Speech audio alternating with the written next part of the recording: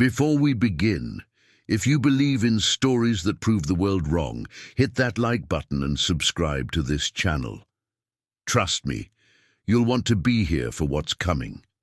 What would you do if someone offered you money to disappear? What would you do if the richest man in the room looked at you like you were dirt on his expensive shoes and laughed in your face? Would you take the money and leave? Would you fight back? Or would you do something that no one, absolutely no one, saw coming?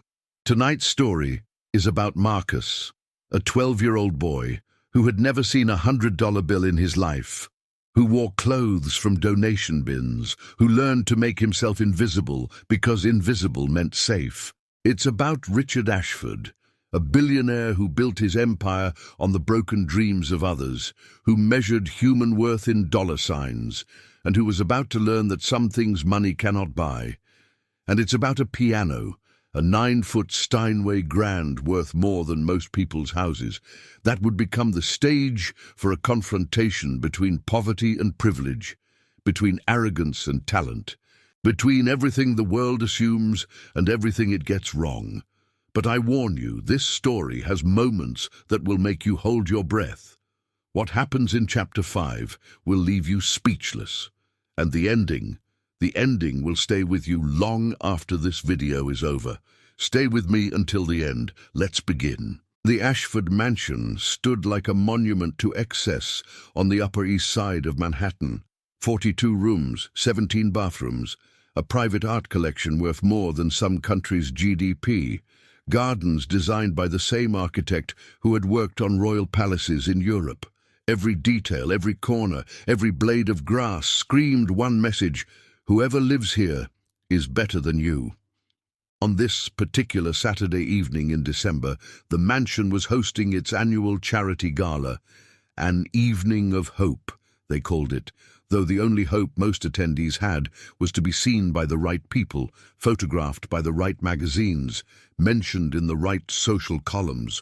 500 guests filled the grand ballroom. Women in gowns that cost more than a year's rent for most families, men in tuxedos, tailored in Milan, watches on their wrists worth more than houses. Champagne flowed like water. Laughter echoed off crystal chandeliers that had hung there for 3 generations. And at the center of it all stood Richard Ashford. At 63, Richard was what magazines called old money meets new ambition. Diddy. His family had been wealthy for generations, but he had multiplied that wealth 100-fold through real estate, technology investments, and a ruthless business sense that had crushed countless competitors. He was tall, silver-haired, with the kind of tan that only comes from winters in the Caribbean and summers in the Mediterranean.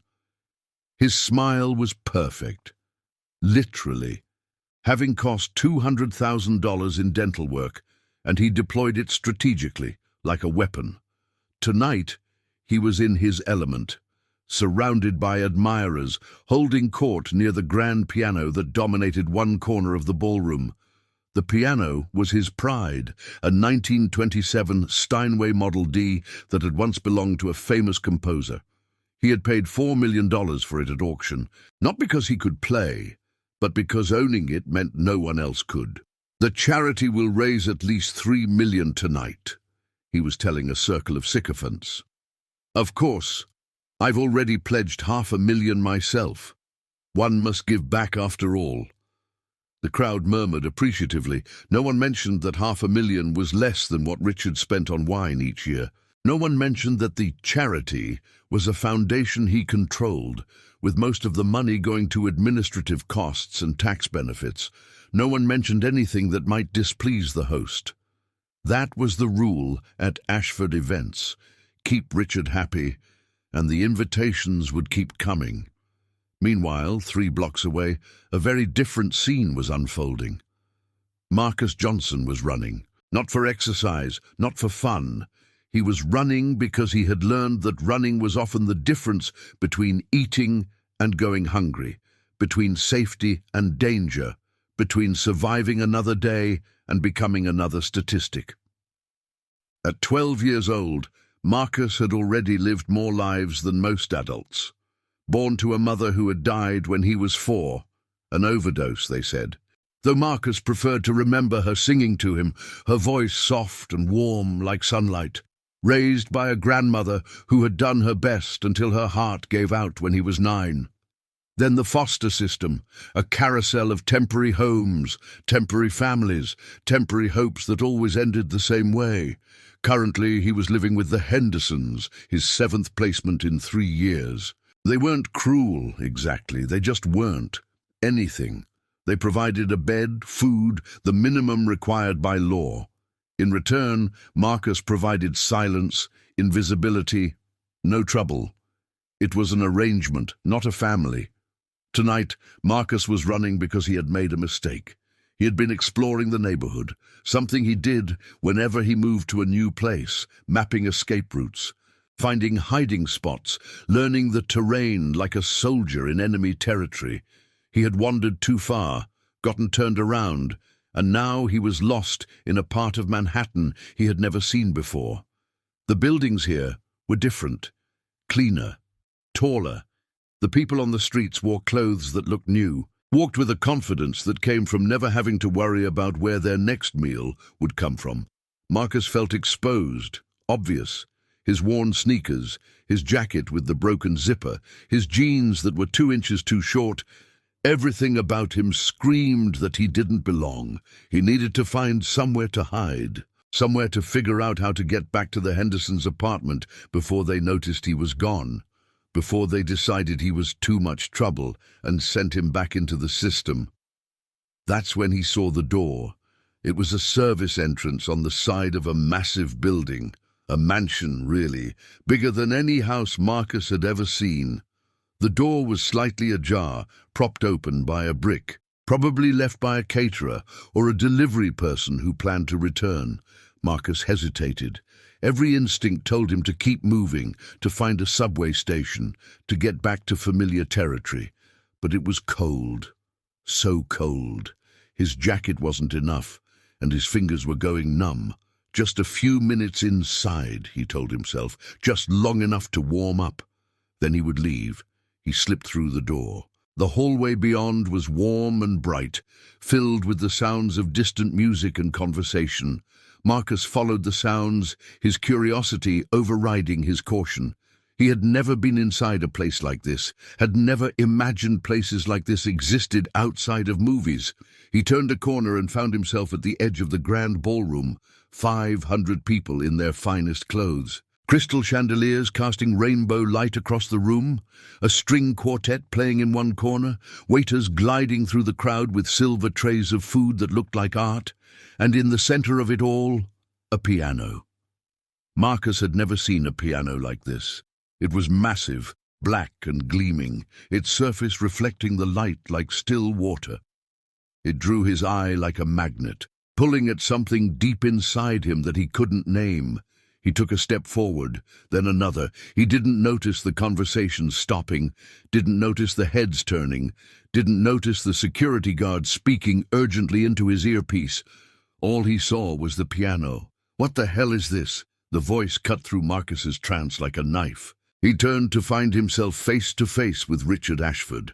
The billionaire's perfect smile was gone, replaced by a look of disgust that made Marcus take an involuntary step backward. "I asked you a question, boy. What are you doing in my house?" The ballroom had gone silent.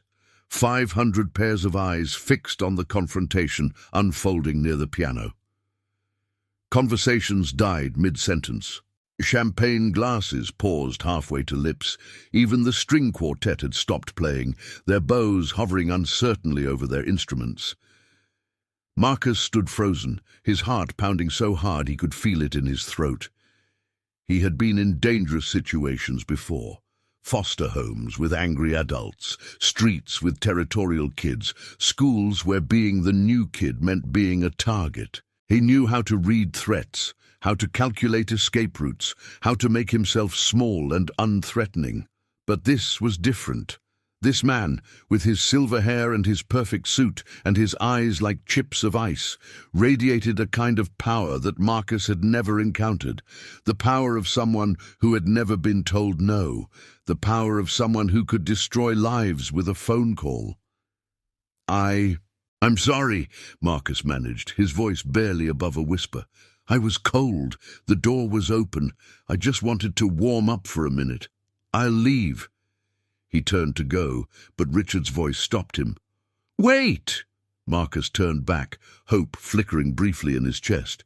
Maybe the man wasn't as bad as he seemed. Maybe he would understand. Richard was studying him with an expression that Marcus couldn't read. Then the billionaire reached into his jacket and pulled out a wallet. Leather. Probably worth more than everything Marcus owned combined. How much? Richard asked. Sir? How much money will it take to make you disappear?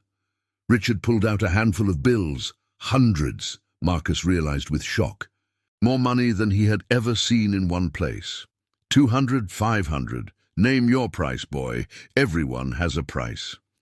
The crowd watched in silence. Some looked uncomfortable. Others were smirking, enjoying the show. A few had their phones out, recording. Marcus stared at the money, his mind racing. $500. He could do so much with $500. Buy a real winter coat. Save it for emergencies. Maybe even. But something stopped him. Something in the way Richard was looking at him. Like he was a stain to be cleaned. A problem to be solved with cash. A creature so far beneath contempt that money was the only language he could understand. Marcus had been looked at with pity before, with indifference, with casual cruelty, but never with this absolute certainty that he was worthless. I don't want your money, Marcus heard himself say. Richard blinked, genuinely surprised. Excuse me? I said I don't want your money. I'll leave, but not because you paid me to. A murmur rippled through the crowd. Richard's face darkened, the surprise giving way to anger. Do you know who I am, boy? Do you have any idea whose house you've broken into? I didn't break in. The door was open. Don't talk back to me. Richard stepped closer, using his height to loom over Marcus. I could have you arrested. I could make one phone call and ensure you spend the next 6 years in juvenile detention. Is that what you want? Marcus said nothing. He had learned that silence was often the safest response. That's what I thought. Richard turned to the crowd, his voice rising for theatrical effect. This is what happens when we let certain elements into our neighborhoods. They see something nice, and they think they're entitled to it. They think they can just walk in and... Richard. A new voice cut through the tirade. A woman's voice. Calm but firm. Marcus turned to see an elderly woman approaching. She was small, elegant, with white hair pulled back in a simple bun and eyes that sparkled with intelligence. Despite her age, she moved with a grace that commanded attention. Mother. Richard's voice changed instantly, becoming almost deferential. I was just handling a situation. I can see that. The woman, Eleanor Ashford, Marcus would later learn, stopped beside her son and looked at Marcus with an expression very different from Richard's contempt. It was curiosity, interest. What's your name, young man? Marcus, ma'am, Marcus Johnson. And how old are you, Marcus? 12, ma'am. Eleanor nodded slowly, her eyes never leaving his face. You came in from the cold, didn't you? Looking for somewhere warm? Yes, ma'am, I'm sorry. I didn't mean to cause trouble. Of course you didn't. Eleanor turned to her son. Richard, this is a charity gala for children. Perhaps we could show some actual charity? Richard's jaw tightened. Mother, he broke into our home. We can't just... The door was open. He's a child and he's clearly freezing. Eleanor's voice hardened slightly. Or have you forgotten what this evening is supposed to be about? The tension between mother and son was palpable. The crowd watched, fascinated by this unexpected drama. Finally, Richard forced a smile, the same perfect practice smile he used for photographs. "Of course, Mother, you're right." He turned to Marcus, the smile not reaching his eyes. "My apologies for the misunderstanding. Please warm yourself by the fire. Have something to eat. Then one of my staff will arrange transportation to wherever it is you came from." It was a dismissal disguised as hospitality. Marcus understood that, but Eleanor was watching him with those sharp, curious eyes, and something made him stay. "Thank you," he said quietly. As Richard turned away to resume his hosting duties, Eleanor leaned closer to Marcus.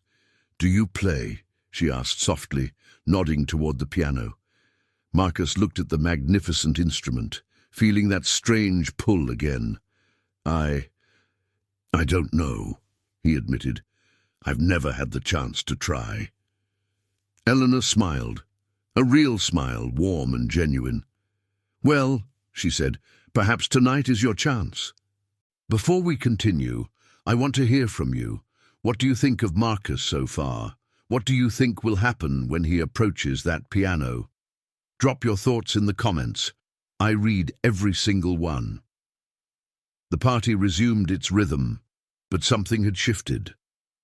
Marcus stood near the fireplace, a plate of food in his hands that he was too nervous to eat. The warmth seeped into his bones, thawing fingers and toes that had gone numb in the December cold. Around him, the wealthy guests had returned to their conversations, their champagne, their careful performances of sophistication, but he could feel their glances. Quick, furtive looks that slid away when he turned his head. He was a curiosity now, the poor boy who had wandered into the palace, the entertainment between courses. He didn't care about them.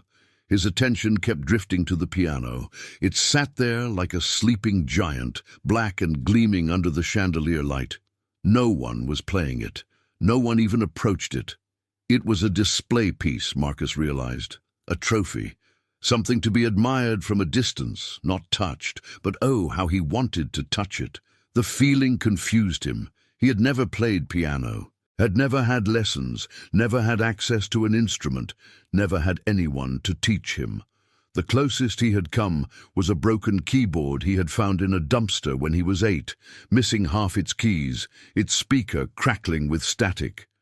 He had pressed the working keys for hours, fascinated by the sounds, by the way different combinations created different feelings. His grandmother had found him with it one evening. "You've got music in you, baby," she had said, her voice soft with wonder. "I can see it. Your mama had it too. She could hear a song once and play it back perfect. Never had a lesson in her life." Marcus had forgotten that memory until now, had buried it with all the other memories of people who had loved him and left him. But standing here, looking at this piano, it came rushing back. His mother, singing to him, her fingers dancing on an invisible keyboard as she hummed melodies he could almost remember. "You look like you're 1,000 miles away." Marcus startled. Eleanor had appeared beside him, moving silently despite her age. "Sorry, Mom. I was just thinking about the piano." He nodded, embarrassed to be caught staring. Eleanor studied him for a long moment. "Come with me," she said finally. She led him through the crowd, which parted for her like water around a stone. People nodded respectfully, murmured greetings, but she acknowledged them only briefly. Her focus was on Marcus, on the piano, on something only she seemed to understand. They stopped at the edge of the small stage where the Steinways sat. "This piano," Eleanor said, "has been in my family for almost 100 years. My mother played it. I played it. My daughter played it. Before she..." She paused, a shadow crossing her face. "Before she passed." "I'm sorry," Marcus said automatically.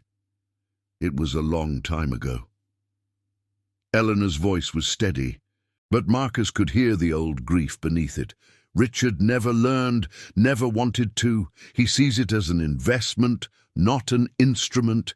He doesn't understand that some things have value beyond money. She turned to face Marcus directly. I saw your face when you looked at this piano. I've seen that look before. My daughter had it. My mother had it. She paused. Your mother had it too. I suspect. Marcus's breath caught. How did you? Because music recognizes music, child. It calls to its own. Eleanor gestured toward the piano bench. Sit. Ma'am, I can't. I don't know how to play. I'll embarrass myself. I'll embarrass you. You won't. Eleanor's voice was certain. Sit.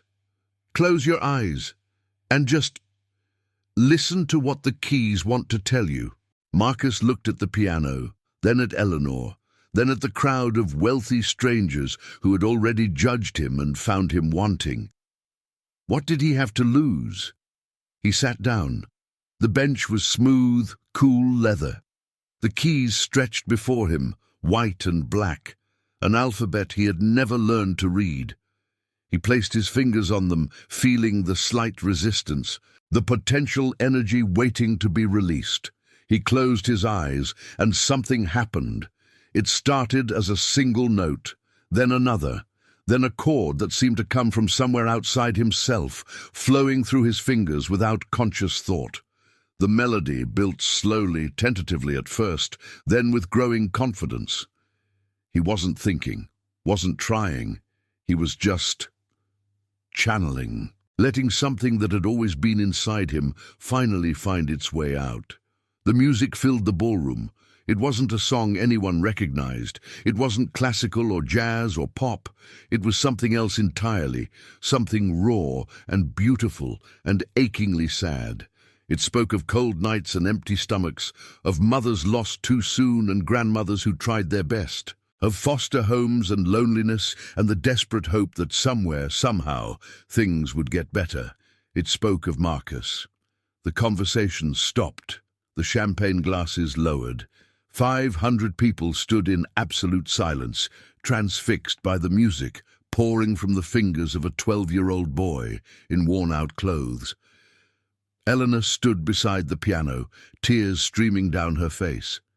And Richard Ashford watched from across the room, his expression unreadable. Thank you, truly thank you, for staying with me this far. I promise you, the best is yet to come. What happens next will change everything. The last note faded into silence. For a moment, no one moved, no one breathed. The ballroom hung suspended in time, caught between the world before the music and the world after.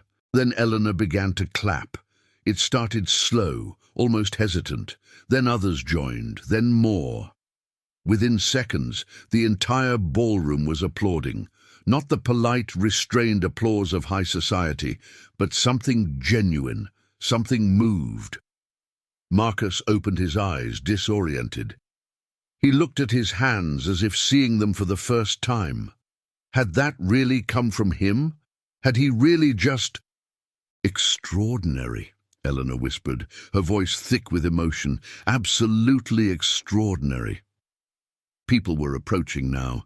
The same people who had looked at him with contempt minutes ago were pushing forward, their faces transformed by wonder. Where did you study? Who's your teacher? That was incredible. What's your name again? Marcus couldn't process the attention. It was too much, too fast. He had spent his whole life being invisible, and now suddenly everyone wanted to see him. Please, he managed. I need a minute. Eleanor understood. She raised a hand, and the crowd reluctantly stepped back. Give the boy some space, she commanded. He's not a circus attraction. But one person didn't step back. Richard Ashford pushed through the crowd, his face a mask that Marcus couldn't read. Where did you learn to play like that? Richard demanded. I didn't, Marcus said honestly. I've never played before. Not really. That's impossible. No one plays like that without training, without years of practice. Richard, Eleanor said warningly, but Richard wasn't listening. He was staring at Marcus with an intensity that made the boy uncomfortable. There was something in his eyes, not just surprise, but something else. Something that looked almost like recognition. "What did you say your name was?" Richard asked. "Marcus. Marcus Johnson." "Johnson." Richard repeated the name slowly, as if tasting it. "And your mother? What was her name?" Marcus hesitated. He rarely talked about his mother. The memories were too precious, too painful to share with strangers. "Her name was Lily," he said finally. "Lily Johnson." The colour drained from Richard's face. It happened so fast that Marcus almost missed it. One moment the billionaire was his usual composed self. The next he looked like he had seen a ghost. "Richard?" Eleanor stepped forward, concern replacing her earlier irritation. "What is it? What's wrong?" Richard didn't answer. He was still staring at Marcus, but his expression had changed completely. The contempt was gone. The arrogance was gone. In their place was something that looked almost like fear. "Excuse me," Richard said abruptly. I need some air." He turned and walked away, his stride quick and unsteady. The crowd parted for him, murmuring in confusion. Eleanor watched her son go, her brow furrowed. "What was that about?" Marcus asked. "I don't know," Eleanor admitted, "but I intend to find out." She turned to Marcus, her expression softening. "You have a gift, child, a rare and precious gift. Whatever happens next, don't let anyone take that from you. Do you understand?" Marcus nodded, though he didn't really understand. He didn't understand any of this. The music that had poured out of him, Richard's strange reaction, the feeling that something much bigger than a charity gala was unfolding around him.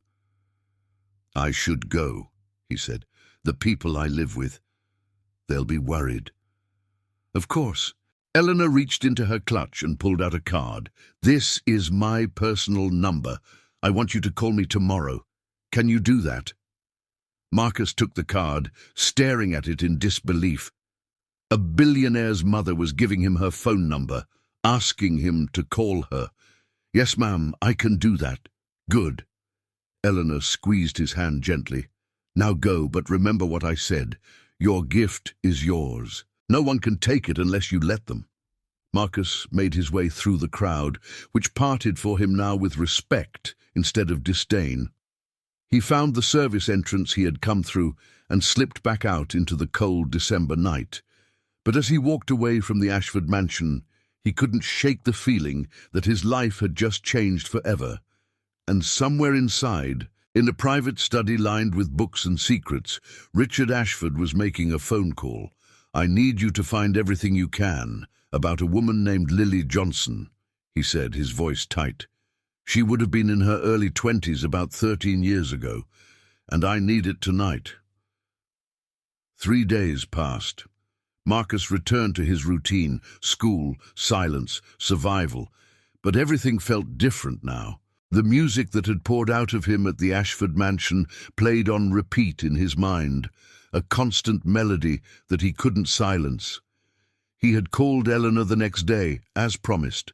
She had been warm, encouraging, full of questions about his life and his history.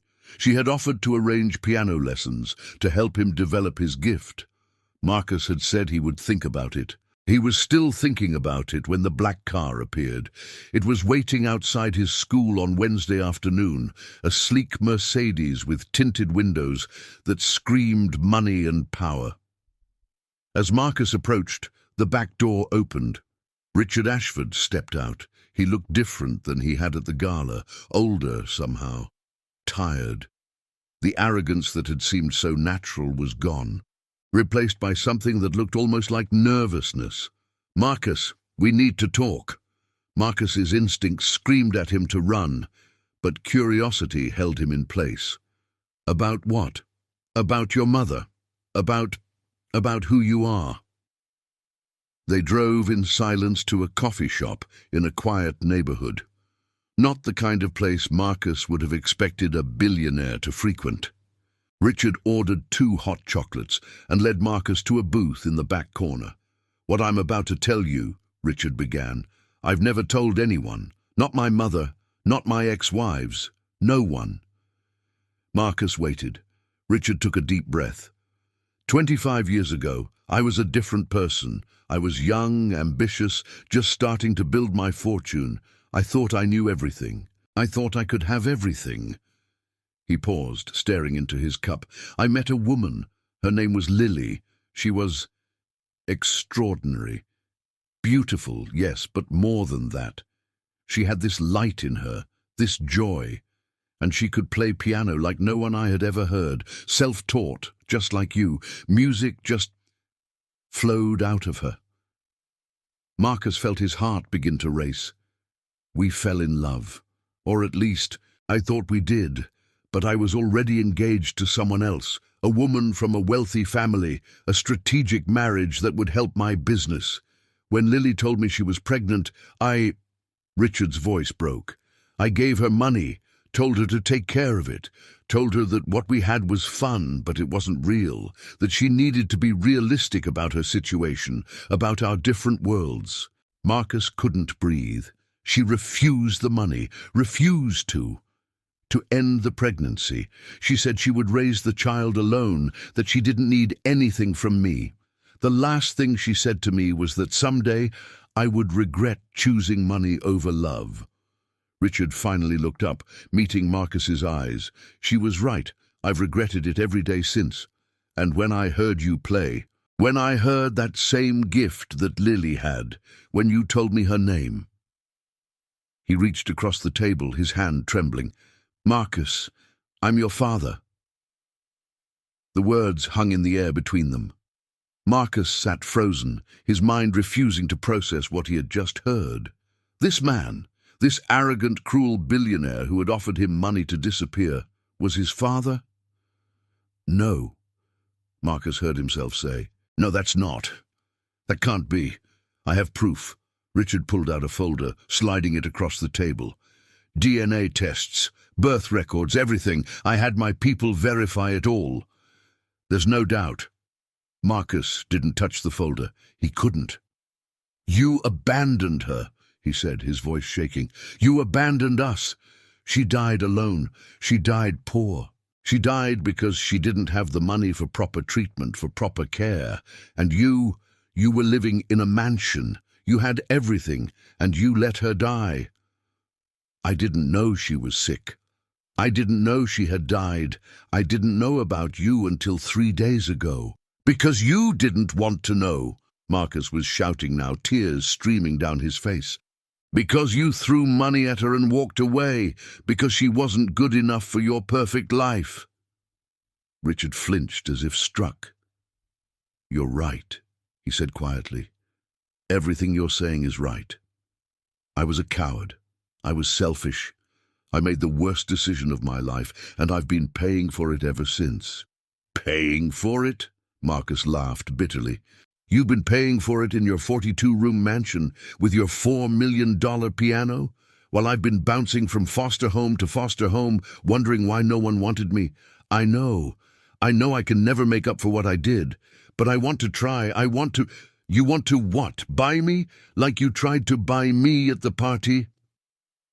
Marcus stood up, knocking his chair backward. "I told you then, and I'll tell you now. I don't want your money. I don't want anything from you." He turned and walked out of the coffee shop, leaving Richard Ashford alone with his guilt and his folder full of proof. A week passed. Then 2. Marcus tried to return to his normal life, but normal no longer existed. The revelation about his father had shattered something inside him, or maybe it had broken something loose. He wasn't sure which. He found himself at the piano whenever he could. The school had an old upright in the music room, neglected and out of tune, but it didn't matter. When Marcus played, the world fell away. The anger, the confusion, the grief, it all poured out through his fingers, transforming into something beautiful. His music teacher noticed, then the principal, then, somehow, a local newspaper. "Homeless prodigy discovered at charity gala," read the headline. The story went viral. Suddenly Marcus was famous. The poor boy with the miraculous gift, the feel-good story that everyone wanted to share. Scholarship offers poured in, Juilliard, Berkeley, the Royal Academy in London. People who had never met him wanted to change his life, but Marcus couldn't focus on any of it, because every night, when he closed his eyes, he saw Richard Ashford's face, heard his voice, felt the weight of the truth that connected them.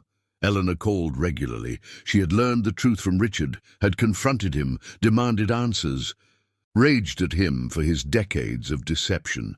But she had also reached out to Marcus, not as Richard's mother, but as someone who genuinely cared. "He's not a good man," she told Marcus one evening. "I love him because he's my son, but I'm not blind to what he is. What he did to your mother was unforgivable." "Then why are you calling me?" "Because you're my grandson. Because your mother deserved better, and because I believe that you have a chance to be everything Richard never was." Marcus was silent for a long moment. "What do you want from me?" "I want you to come to dinner. Just dinner. Meet me properly, not at a party surrounded by strangers. Let me tell you about your mother. I did some research, found people who knew her. She was remarkable, Marcus, and you deserve to know that." Marcus agreed. He wasn't sure why. Maybe because Eleanor was the first adult in a long time who seemed to want nothing from him except his company. Maybe because he was desperate to know more about the mother he barely remembered. The dinner was at Eleanor's private residence, a smaller house separate from the main mansion, where she had lived since her husband's death 20 years ago. It was warm, filled with books and photographs and the smell of home-cooked food. They talked for hours. Eleanor showed him pictures of Lily that she had found, young, beautiful, laughing. She told him stories from people who had known her, her kindness, her talent, her fierce independence. "She loved you more than anything," Eleanor said. "Everyone who knew her said the same thing. You were her whole world." Marcus felt the tears come, but for the first time they weren't tears of anger. They were tears of healing. "What do I do now?" he asked. "About Richard, about all of this."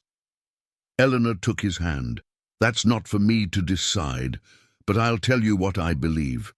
Holding on to anger is like drinking poison and expecting the other person to die. Richard will have to live with what he did for the rest of his life. The question is whether you want to carry that weight too." 3 months later, Marcus stood backstage at Carnegie Hall. The journey from that cold December night to this moment had been a whirlwind. Scholarships, training, performances that built his reputation from viral sensation to legitimate prodigy. Critics who had been skeptical were now believers. The music world had embraced him, but tonight was different. Tonight was his official debut, a solo concert at one of the most prestigious venues in the world. And tonight, for the first time, he would play a piece he had written himself. He called it Lily's Song. The audience was packed. Music lovers, critics, celebrities. Everyone wanted to see the boy who had appeared from nowhere and captured the world's attention. Eleanor was in the front row, beaming with pride, and in the back, trying to be invisible, sat Richard Ashford. Marcus had seen him come in, had felt the familiar surge of anger, followed by something else, something that might have been pity. Richard had tried to reach out over the past months, letters that Marcus didn't read, phone calls that Marcus didn't answer, donations to his school that Marcus couldn't refuse but didn't acknowledge. The man was trying. Marcus could see that, but trying wasn't the same as deserving forgiveness. The stage manager gave him the signal. It was time. Marcus walked onto the stage, and the applause washed over him like a wave. He sat at the piano, a Steinway, like the one at the Ashford mansion, but this one was his to play, not just to admire. He placed his fingers on the keys, and he began. Lily's Song started soft, gentle, a lullaby half-remembered from childhood. It built slowly, adding layers of complexity, of emotion.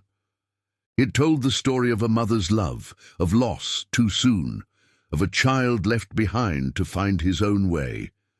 Then it shifted. Darker chords crept in. The anger, the abandonment, the years of loneliness.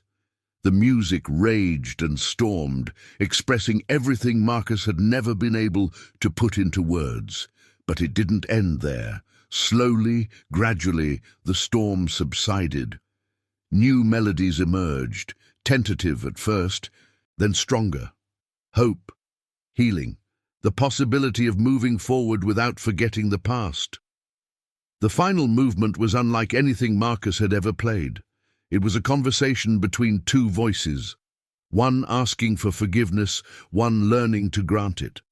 Not because the hurt didn't matter, but because carrying it forever was too heavy a burden. The last note faded into silence. For a moment, nothing. Then the audience erupted, standing ovation, tears, cheers, the kind of response that careers are built on, that musicians dream about their entire lives. But Marcus wasn't looking at the audience. He was looking at the back of the hall, where Richard Ashford stood with tears streaming down his face. Their eyes met. Marcus didn't smile, didn't wave, but he nodded. Once, slightly. It wasn't forgiveness, not yet, maybe not ever, but it was a beginning. Conclusion: 5 years have passed since that night at Carnegie Hall.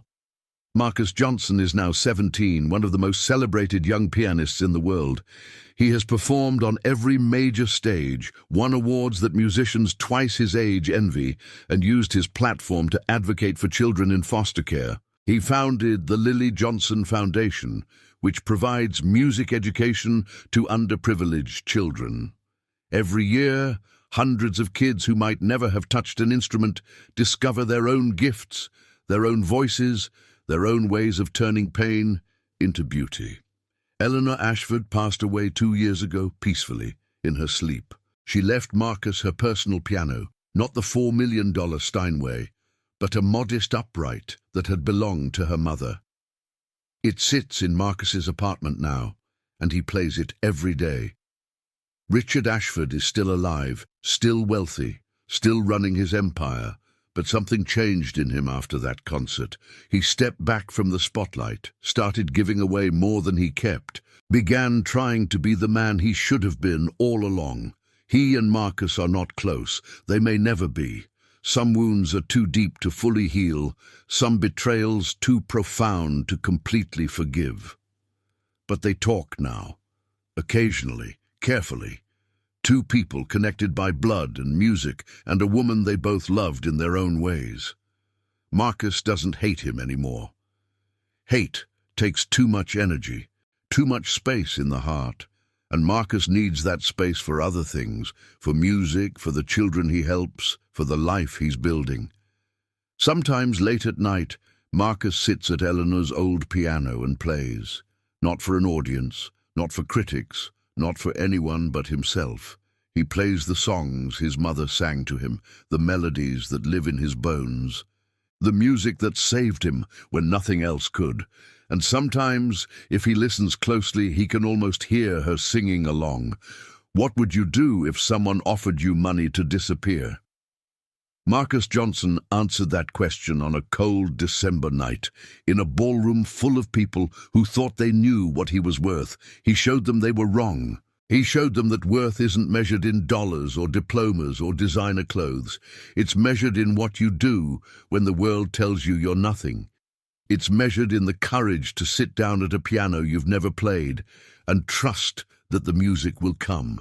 It's measured in the choice to turn pain into beauty, anger into art, abandonment into purpose. Richard Ashford learned that lesson too late. He spent his whole life accumulating things, money, power, possessions, only to discover that the most valuable thing he ever had was a woman he threw away and a son he never knew. But Marcus learned it just in time, and that has made all the difference. If this story moved you, I want to hear about it. Drop a comment telling me what moment hit you the hardest. Subscribe to this channel if you haven't already. We tell stories like this every week, stories about ordinary people who do extraordinary things. And if you know someone who needs to hear this message today, someone who's been told they're not good enough, someone who's been offered money to disappear from their own dreams, share this video with them, because everyone deserves to know that their music matters. Thank you for watching. Thank you for listening. Thank you for being here. Until next time.